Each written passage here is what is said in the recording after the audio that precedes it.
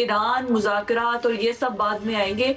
ये इंडिया का कौन सा तैयारा था? और आखिर इन्हीं के तेजस को मसला होता है, इन्हीं के मिग-21 को मसला होता है, और अब दोबारा चाइना के सरहद के करीब जो है वो ये गिरकर तैयारा तबाह हो गया है। तो इस हवाले से हमारे ऑडियंस से कुछ शेयर कीजिएगा।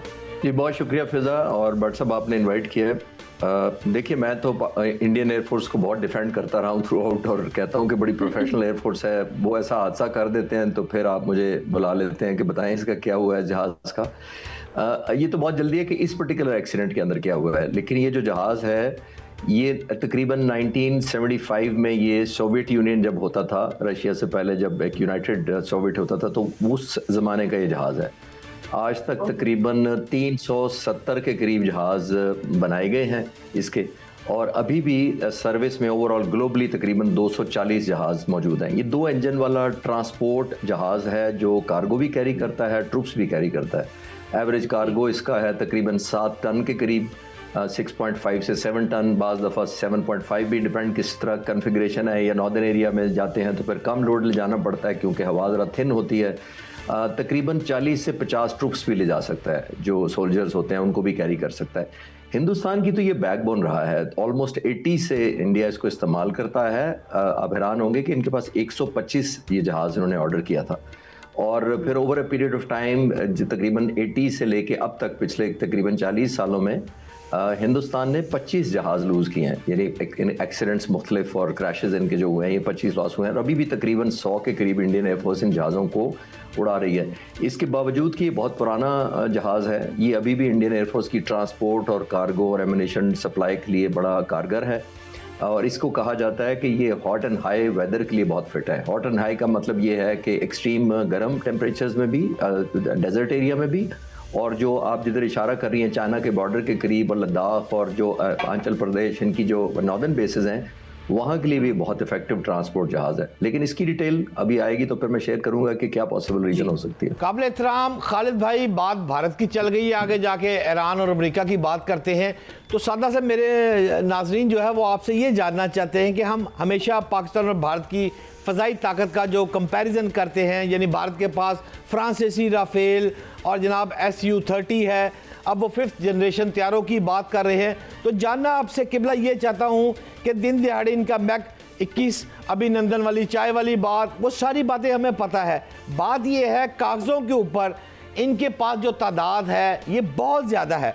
मैं आपसे ये जानना चाहता हूँ कि ये राज क्या है कि भारतीय एयरफोर्स इतनी बड़ी तादाद में है, लेकिन जब पाकिस्तान के सामने आती है तो इनका टेक्नोलॉजी जवाब दे जाता है। क्यों जवाब दे जाता है एयर कमांडर साहब, मामला क्या है इनमें? देखिए बट साहब, कई दफ़ा पहले भी बात हुई, और ख़ास तौर पर जून, आपको याद है मई जून 2000 पिछला जो वाक़या हुआ था, उसके बाद तकरीबन हमें साल हो गया इस पर बात करते हुए। मैं ऑल्दो अभी भी कहता हूं कि प्रोफेशनल एयरफोर्स है, लेकिन जाहिर है जब गलतियां कोई एयरफोर्स कोई भी करे तो उसकी पेनल्टी तो होती है और उसकी आपको सज़ा भुगतनी होती है, चाहे वो जंग के दौरान हो या अमन के दौरान हो। पीस टाइम में आपने जब तैयारी अच्छी करनी होती है तो वो जंग में फिर आपकी परफॉर्मेंस उस पर डिपेंडेंट होती है। जब मैं कैडेट भर्ती हुआ एयरफोर्स में तो हमारी एकेडमी में एक बड़ा सारा एक स्लोगन कह लें या एक कोटेशन लिखी हुई थी, मुझे आज भी याद है। उसमें लिखा हुआ था, the more you sweat in peace the less you bleed in war. तो जिसका मतलब है कि आप अमन में ज़्यादा पसीना बहाएंगे तो जंग में फिर खून कम बहाएंगे। तो ये मुझे उस वक्त का अंदाज़ा है कि, और हमें पाक फ़िज़ाइया को भी अंदाज़ा है, और हमें तमाम जितने हमारे क्रू होता है, चाहे वो पायलट्स हों, engineer, technician, air defence controllers, ground crew, civilian, तमाम को ये पता होता है कि हमने आउट नंबर्ड ही लड़ना है। इसीलिए हम कई दफ़ा पहले भी मैंने अर्ज़ किया कि हम अपनी स्किल से उसको कंपनसेट करते हैं, जो हमारा न्यूमेरिकल गैप है अल्हम्दुलिल्लाह हम ट्रेनिंग से करते हैं। और सबसे बड़ी बात, हमने किसी मुल्क के ख़िलाफ़ आजकल कोई ऑफेंसिव ऐसा नहीं किया, हेजेमोनिक डिज़ाइन हमारा नहीं है, कोई रीजनल डोमिनेंस हम नहीं करना चाहते। तो हमने तो डिफेंड करना है। जब आप डिफेंड करते हैं तो इसका मतलब है हमें एग्जिस्टेशनल थ्रेट जब भी होगी, हमारे सर्वाइवल को कोई थ्रेट होगी, आने वाली नस्ल को कोई थ्रेट होगी, तो हम हिट बैक करेंगे। और हमारा वही एक जैसे मोटो है कि अगर आप जितनी तैयारी हम पीस टाइम में करते हैं, हिंदुस्तान का बहुत बड़ी एयरफोर्स है, उनके पास बड़े मॉडर्न जहाज़ भी हैं जिसका आप जिक्र कर रहे थे। अगर आप पेपर पे देखें तो उनके one of the best leading Rafale है, SU-30 है, मिराज 2000 है, MiG-29 है। तो ये तमाम जहाज़ बड़े पोटेंट है स्टैंड अलोन। लेकिन आपने स्टैंड अलोन जहाज़ों को नहीं लड़वाना होता। इट्स लाइक अ फुटबॉल में अक्सर मिसाल देता हूँ कि फुटबॉल में 11 खिलाड़ी दुनिया के नंबर 1 ले आए, लेकिन अगर आपके उनके अंदर इंटीग्रेशन नहीं होगी, उनके अंदर मल्टी डोमेन सिनेरियो में फाइट करने की काबिलियत नहीं होगी तो फिर जाहिर है वो डिलीवर नहीं कर पाएंगे। तो जहाज लेना एक और चीज़ होती है, उनको इंटीग्रेट करना, जो अल्हम्दुलिल्लाह पाक फ़िज़ाइया ने ओवर 78 ईयर्स भी हमने देखा, और पर्टिकुलरली 4 सालों में हमारी जो इंटीग्रेशन 4.5 सालों में हुई है वो अल्हम्दुलिल्लाह काबिल तारीफ़ है, और वही एक फ़र्क नुमाया है हमारा। जिसने साहब यूजुअली ऐसा होता है कि हमने देखा है जैसे डॉग फाइट का एक कल्चर, मतलब नॉट कल्चर, मतलब यूजुअली एयरफोर्स के अंदर या फाइट में यही होता है जो फिजा के अंदर जहाज़ों की होती है। फिर जैमिंग वाला सिस्टम है, हाइपरसोनिक मिसाइल है, ये सब है। लेकिन आप इस चीज़ को मतलब हमसे ज़्यादा बेहतर समझेंगे कि ईरान की फ़िज़ाइया बहुत पुरानी है, उनके पास लेटेस्ट SU-30 या F-35 या J-50 मतलब ऐसा कोई जहाज़ मौजूद नहीं है, बट स्टिल वो रेजिस्ट करके बैठे हैं। अमेरिका और इसराइल इन दोनों को मतलब पीछे हटने पर मजबूर कर दिया है। तो ये जो मगरबी मीडिया में इसको देख रही थी, उन्होंने कहा कि अब एयरफोर्स और लड़ाई के तौर तरीके बहुत बदल चुके हैं। तो क्या अगर नेक्स्ट पाकिस्तान और इंडिया की दोबारा इस किस्म की कोई लड़ाई या कोई ऐसा होता है, तो आपको लगता है कि जैसे हमने पहले इनके राफेल गिरा दिए थे, अब राफेल वाली लड़ाई नहीं होगी, अब हमारी भी ड्रोन्स और मिसाइल्स वाली ही लड़ाई होगी? फिजा ड्रोन्स की तो लड़ाई अभी भी हुई है।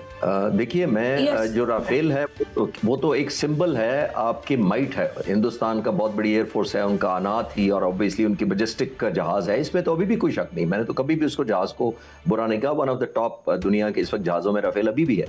लेकिन जब आप इंटीग्रेट नहीं करेंगे तो फिर आप गलतियां करेंगे, और जब आप गलतियां करेंगे तो आप गलतियां पीस टाइम में करते हैं। आपको याद होगा, मैं कई दफ़ा आपके चैनल पे भी कह चुका हूं कि अनिल चौहान साहब जो अभी रिटायर हुए हैं रिसेंटली में CDS, उन्होंने सिंगापुर में एक इंटरव्यू में कहा कि हमने 6 तारीख को गलतियां की, 6-7 दरमियानी रात, फिर हमने ग्राउंड किया, फिर अपने टैक्टिक्स इंप्रूव किए और फिर कम बैक किया। आप जंग में कैसे कम बैक कर सकते हैं? मैं आज तक इंडियन एयरफोर्स से पूछता हूं, मुझे जवाब किसी ने नहीं दिया कि जंग में कैसे आप ट्रेनिंग ठीक करते हैं, अपनी गलतियां दूर करते हैं। तो ये आने वाली जंगें जो ड्रोन आप इशारा कर रही हैं, अभी भी जो 10 तारीख को हमने जो टनेज फेंकी थी हिंदुस्तान पर, अल्हम्दुलिल्लाह अबाउट 50% उसमें से अनमैन्ड और ड्रोन यूज हुए थे पाक फिजाइया की तरफ से, जिसका मतलब ये मैं अखज़ करने की कोशिश कर रहा हूँ कि जो प्रेजेंट लीडरशिप है, air chief marshal Zaheer Ahmed Babar Sidhu, इन्होंने कमांड संभालते ही कोई 4.5 साल में ये सोच लिया था कि आने वाली जंगें मैंड नहीं होंगी, इकोनॉमिक आपने करनी होगी, हैवीली डिपेंडेंट होंगी टेक्नोलॉजी पर, आपने आउटबीट करना होगा उसकी सिचुएशनल अवेयरनेस को थ्रू साइबर एयर कमांड, आपने सैटेलाइट को इनकॉर्पोरेट करना होगा ताकि आप दुश्मन की एक एक जहाज़ की और मूवमेंट की खबर रखें। तो ये वो डॉग फाइट जो MM आलम साहब के ज़माने में या किसी और के ज़माने में होती थी, वो उस वक्त रेलिवेंट थी। अभी आपने जितनी ज़्यादा अपने पास ओरिएंटेशन रखेंगे और जितनी ज़्यादा दुश्मन को डिसओरिएंटेट करेंगे, लैक ऑफ कॉन्फिडेंस करा देंगे उसके वेपन सिस्टम में, उतनी ही फेवर आपकी तरफ चली जाएगी। आने वाली जंगें heavily dependent technology, electronic warfare और हैवीली डिपेंडेंट ऑन टेक्नोलॉजी है। जैसे फ्रीक्वेंसीज रीड कर लेना या आपके कोड्स को हैक कर लेना, या फिर जैसे पहले हमने देखा था कि हम लोगों ने जिस तरीके से चैनल्स को हैक कर लिया था, उनके सिस्टम को हैक कर लिया, इलेक्ट्रिसिटी के पूरे निज़ाम को हैक कर लिया। सो ये सिर्फ एयरफोर्स की बात सिर्फ ड्रोन्स और मिसाइल्स तक नहीं है। आई बिलीव सो कि बाकायदा पूरी जो एक नई फोर्स तैयार होगी जो कि हमारी ये एयरफोर्स या आर्म फोर्सेस का हिस्सा बनेगी, that is the cyber security force. जी बिल्कुल, आप ठीक कह रही हैं। और जो पाक फिजाइया ने बनाई है उसका नाम है पाकिस्तान साइबर कमांड, जिसका मतलब है कि वो पाकिस्तान में हर वो साइबर का काम करेगी, चाहे वो किसी दूसरी सर्विस को सपोर्ट करना हो, पाकिस्तान के डिफेंसिव मैकेनिज्म को अपने आप को प्रोटेक्ट करना हो, या कहीं ऑफेंस करना हो, जिसकी तरफ आप इशारा कर रही थी कि हमने उनके बिजली घर नॉकआउट किए, ट्रेन सिस्टम को इंटरफेयर कर दिया, उसके बाद जैमिंग कर दी, ग्रिड स्टेशन, वेबसाइट्स लाखों हैक करके डाटा डिलीट कर दिया। तो ये आने वाली जंगें आपने steel versus steel, jet versus jet, submarine versus submarine, tank versus tank नहीं होनी, स्टैंड अलोन नंबर से भी नहीं होनी। ये वो जंग जीतेगा आने वाले वक्तों में जो दुश्मन के लिए जंग महंगी करेगा और अपने लिए जंग सस्ती रखेगा। दुश्मन के लिए पेन बढ़ाएगा, अपने लिए पेन कम से कम करेगा। तो ये पेन का मुकाबला है, इन्फ्लिक्ट कितना करना है, प्रोहिबिटिव कॉस्ट कितनी इंपोज करनी है आपने, इसकी जंग होगी। आने वाले जंगों में जैसे मैंने कहा कि नंबर की गेम आउट होती जा रही है, जो ज्यादा फोर्सी करेगा आने वाली टेक्नोलॉजी को जल्दी अब्जॉर्ब करेगा और सबसे इंपॉर्टेंट इंटीग्रेट करेगा अपने सिस्टम पे, अपने लोगों को ट्रेन पीस टाइम में करेगा, उसकी तरफ पलड़ा भारी होगा डेफिनेटली। और इंशाल्लाह खालिद भाई, आपने आने वाली जंगों का जिक्र किया, तो हमने ये हालिया जंग ईरान अमेरिका की जो देखी तो उसमें हज़ारों ड्रोन्स और बैलिस्टिक मिसाइलों ने तो अमेरिका और इसराइल को पीछे हटने पर मजबूर कर दिया। मैं ये आपसे ये जानना चाहता हूँ कि ईरान ने जो साबित किया है कि महंगे फाइटर जेट्स जो है उनके बगैर भी जंगें लड़ी जा सकती हैं और जीती जा सकती है, तो पाकिस्तान इससे क्या सबक सीख रहा है खालिद भाई? दोनों का व्हाट्सएप सिनेरियो बिल्कुल डिफरेंट है। यहाँ पे बिल्कुल मैं उसको बड़ा स्टडी करता रहा हूँ क्लोजली ईरान के सिस्टम को। देखिए, ईरान की एक लिमिटेशन है कि वो पोटेंट हाई परफॉर्मेंस जेट रख नहीं सकते का मतलब मैं बताता हूँ कि क्यों नहीं रख सकता। वो इसकी वजह ये है कि फाइटर जेट या तो इंटरसेप्शन के लिए इस्तेमाल होता है, यानी डिफेंस के लिए ब्रॉड अगर दो कैटेगरीज करें, एक सेल्फ डिफेंस के लिए याद होता है और एक ऑफेंस के लिए इस्तेमाल होता है। सेल्फ डिफेंस में हमने देखा कि इन्होंने तमाम इनके रेडार जैम कर दिए थे, नॉकआउट कर दी थी, फ्रीक्वेंसीज अमेरिका ने ब्लॉक कर दी थी। जब वो कर देंगे तो फाइटर जहाज कैसे इंटरसेप्ट करेगा? जब तक उसको रेडार की इंफॉर्मेशन नहीं आएगी, तो वो ऑलमोस्ट इनइफेक्टिव हो जाता है। ऑफेंस किसके खिलाफ करना है? उसने जो क्लोजेस्ट उसको ऑफेंस करना है वो इजराइल के खिलाफ करना है ईरान ने। उसको जाने के लिए बीच में सीरिया आ सकता है, जॉर्डन आ सकता है, इराक आ सकता है। इन मुल्कों में मोस्टली हमने देखा अमेरिकन डोमिनेंट है एयर डिफेंस सिस्टम, तो वो गुजरने कौन देगा इन मुल्कों के ऊपर से उनको? जब वो गुजरने नहीं देगा, अगर गुजरने दे भी या किसी तरह रिसीव कर दे, तो उनको air to air refueler tanker चाहिए। वो टैंकर कहाँ पे रस्ते में उनको देगा? अमेरिका को तो सारी फैसिलिटीज ये बेसिस देते रहे हैं, तमाम बेसिस जो मुल्क हैं हवाई अड्डे देते रहे। तो ईरान को तो ये सपोर्ट ऑफेंस के लिए भी नहीं मिलनी, और डिफेंस के लिए जैसे मैंने अर्ज किया कि उनका सिनेरियो डिफरेंट है, हमारा बिल्कुल डिफरेंट है। हमने किसी बॉर्डर के ऊपर क्रॉस नहीं करना, हमने हवा में कंटेस्ट करना है। और ऑब्वियसली आखिरी बात बड़ी इंपॉर्टेंट व्हाट्सएप ये है कि इंडिया के पास अभी भी 900 के करीब जहाज हैं। हमने 8 गिराए हैं, तो उसका मतलब ये नहीं कि एयरफोर्स क्रिपल हो गई है।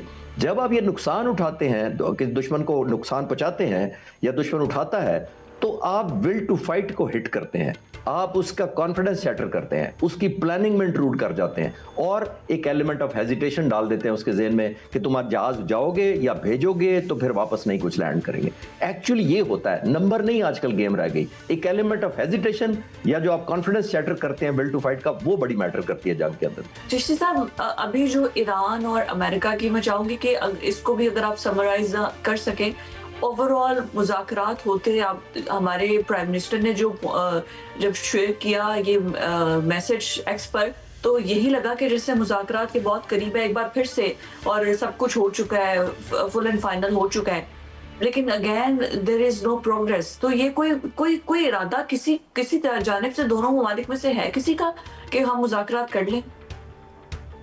जी, इरादा बिल्कुल है और मेरा ख्याल है कि ऑलमोस्ट कंसेंसस भी है। सिर्फ ऑप्टिक्स की जंग हो रही है, नैरेटिव की जंग हो रही है, परसेप्शन की जंग हो रही है। वो ये कि जब आप एक क्लियरली बोला है कि I am not a part of any kind of a deal, मैं नहीं बनूंगा, ना सालिस बनूंगा, ना बीच में फरीक बनूंगा। दैट मींस कि वो अभी भी कुछ भी कर सकता है। मुझे तो उसी पे डाउट है। जी बिल्कुल, आप ठीक कह रही हैं। वो शो स्पॉयलर्स भी होते हैं और जाहिर है कोई अब सबसे ज्यादा एक्चुअली फर्क यहाँ पे आ रहा है कि इजराइल जो ऑब्जेक्टिव हासिल करना चाहता था वो तो बिल्कुल नहीं हासिल हुए ईरान के खिलाफ। वो तो रजीम चेंज भी चाहता था, वो न्यूक्लियर रिचमेंट भी खत्म करना चाहता था, बैलिस्टिक हाइपरसोनिक मिसाइल पर भी कब्जा करना चाहता था, वो तो हुआ नहीं कुछ। तो जब नहीं हुआ, प्रेसिडेंट ट्रंप को ग्राउंड रियलिटी का पता लग चुका है। उनको आई एम श्योर 18 इंटेलिजेंस एजेंसियां रिपोर्ट करती हैं, वो बताती होंगी कि आपकी कैपेसिटी जरूर है लेकिन टेक होम फिर भी कुछ नहीं होगा। खुदा न खासा 40 दिन और भी जंग कर लेंगे तो आपको इसी तरह इसी स्कोर पे मुज़ाकरात करने पड़ेंगे।